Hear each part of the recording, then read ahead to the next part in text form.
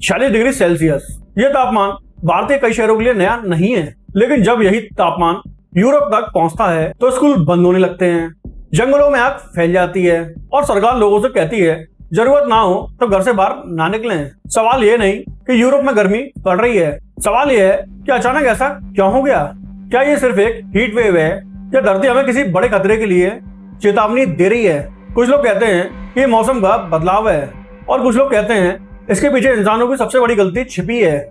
और social media पर एक दावा बहुत तेजी से फैल रहा है, क्या रूस यूक्रेन के युद्ध ने यूरोप को भट्टी बना दिया है?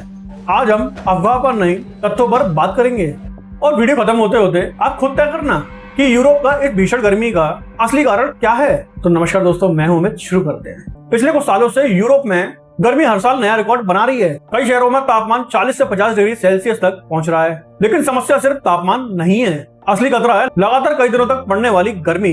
दिन में तेज धूप और रातों में राहत नहीं। जब रात का तापमान भी बहुत कम नहीं होता तो इंसानी शरीर को आराम करने का मौका नहीं मिलता। यहीं से हीट स्ट्रोक, डिहाइड्रेशन और मौतों का खतरा तेजी से बढ़ रहा है। यूरोप के कई शहर ऐसी गर्मियों के लिए नहीं बने। बहुत से पुराने घरों में एयर कंडीशनर नहीं है, क्योंकि कुछ दशक पहले तक इतनी भीषण गर्मी सामान्य बात नहीं थी। लेकिन अब स्थिति बदल रही है और सवाल है, बदल क्या रहा है? क्या सूरज पहले से ज्यादा गर्म हो गया है? नहीं। तो फिर धरती पर ऐसा क्या बदल गया जिससे हर साल नए रिकॉर्ड टूट रहे हैं? इसका जवाब आसमान में छिपा है, क्योंकि कई बार गर्मी सिर्फ सूरज नहीं बढ़ाता बल्कि आसमान खुद एक ढक्कन बन जाता है। और जब ऐसा होता है तो पूरा इलाका धीरे धीरे एक विशाल ओवन की तरह बदल जाता है। और यहीं से शुरू होती है हीट डोम की कहानी।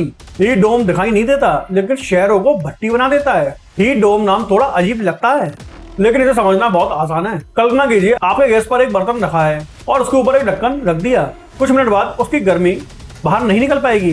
तापमान लगातार बढ़ता जाएगा, अंदर की गर्मी बाहर नहीं निकल पाती।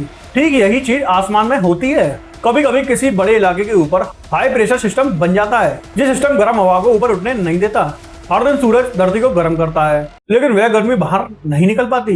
अगले दिन नई गर्मी पुरानी गर्मी के ऊपर चढ़ जाती है। तीसरे दिन, पांचवें दिन, सातवें दिन और फिर पूरा इलाका भट्टी बन जाता है। इसी घटना को वैज्ञानिक हीट डोम कहते हैं। लेकिन यही एक बड़ा सवाल खड़ा होता है, अगर हीट डोम पहले भी बनते थे तो अब हर साल इतने खतरनाक क्यों हो रहे हैं? आखिर क्या बदल गया? इसका जवाब सिर्फ आसमान में नहीं है, इसका जवाब हमारी धरती पर छिपा है। पिछले 200 सालों में इंसानों ने क्या बदला? जरा 200 साल पीछे चलते हैं। न कार थी, न हवाई जहाज थे, न बड़े बड़े कारखाने थे। फिर औद्योगिक क्रांति आई।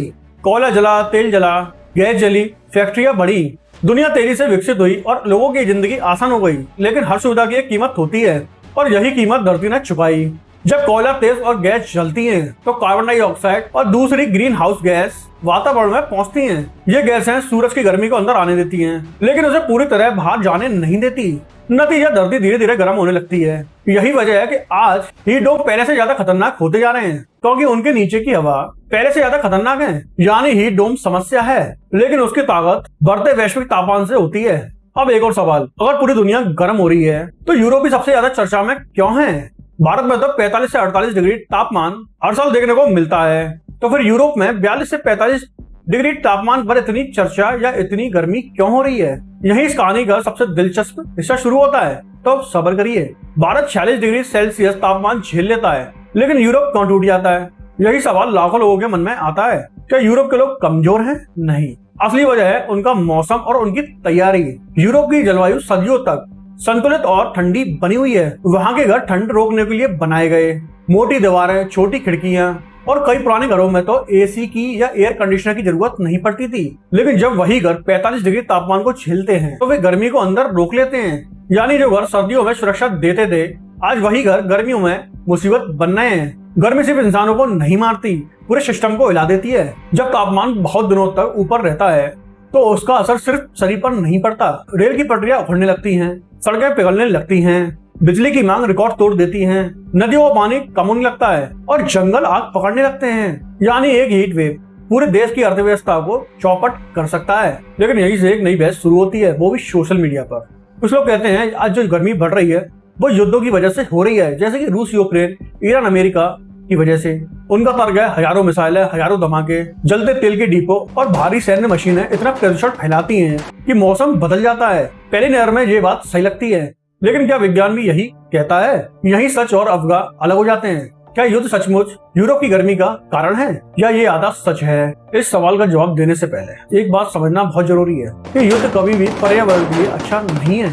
जहाँ युद्ध होता है वह जंगल जलते हैं, तेल डिपो जलते हैं, कारखाने नष्ट होते हैं, हजारों टैंक, सैकड़ों लड़ाकू विमान और भारी हथियार भारी मात्रा में इस्तेमाल होते हैं। इससे कार्बन डाइऑक्साइड और दूसरी ग्रीन हाउस गैस बढ़ती है, यानी ये प्रदूषण बढ़ाता है। लेकिन यही रुक जाना सबसे बड़ी गलती होगी, क्योंकि प्रदूषण बढ़ना और पूरे यूरोप में गर्मी या रिकॉर्ड हीट वेव बढ़ना दो अलग बातें हैं। दुनिया भर के मौसम वैज्ञानिक कई सालों से इस हीट वेव का अध्ययन कर रहे हैं। उनका निष्कर्ष एक जैसा लगभग है। यूरोप की रिकॉर्ड तोड़ गर्मी की सबसे बड़ी वजह बढ़ता हुआ वैश्विक तापमान और हीट डोम जैसी समस्या है।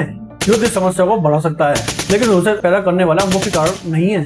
यानी आज युद्ध खत्म हो भी जाए तब भी हीट वेव पूरी तरह खत्म नहीं होगी। असली समस्या कई दशकों से बन रही है। तो फिर भविष्य कैसा होगा? यही सवाल वैज्ञानिकों को सबसे ज्यादा परेशान करता है। अगर ग्रीन हाउस गैसों का उत्सर्जन इस तरीके से बढ़ता रहा तो भविष्य में हीट वेव लंबी समय तक और लंबी हो सकती हैं और पहले से ज्यादा लोगों की जान ले सकती हैं। और इसका असर सिर्फ यूरोप तक नहीं रहेगा। भारत, अफ्रीका, मध्य पूर्व और दुनिया के कई हिस्से पहले से ही इस बदलाव को महसूस कर चुके हैं। लेकिन क्या अभी भी समय है? हाँ, यही सबसे अच्छी खबर है कि वैज्ञानिक कहते हैं अगर दुनिया कार्बन उत्सर्जन कम करे, स्वच्छ ऊर्जा अपनाए, जंगलों की रक्षा करे, पेड़ पौधे लगाए और बदलते मौसम के हिसाब से अपने शहरों को बदले, तो भविष्य का नुकसान कई समय तक या कई सदियों तक रोका जा सकता है। यानी लड़ाई अभी खत्म नहीं हुई, लेकिन समय बहुत कम बचा है। यूरोप की गर्मी सिर्फ एक मौसमी खबर नहीं है, एक ऐसा संकेत है जो हमें बता रहा है कि प्रकृति धीरे धीरे बदल रही है। अगर इंसान समय रहते नहीं बदला तो ये कहानी पूरे यूरोप की नहीं पूरी दुनिया की होगी और शायद हमारी भी। और दोस्तों, आपको मेरी वीडियो सरल भाषा में समझ में आई और आपको पता लगा कि यूरोप में असली वजह गर्मी का क्या है, तो हमारे चैनल यूनो को लाइक करें, चैनल यूनो को सब्सक्राइब करें। नमस्कार, जय हिंद।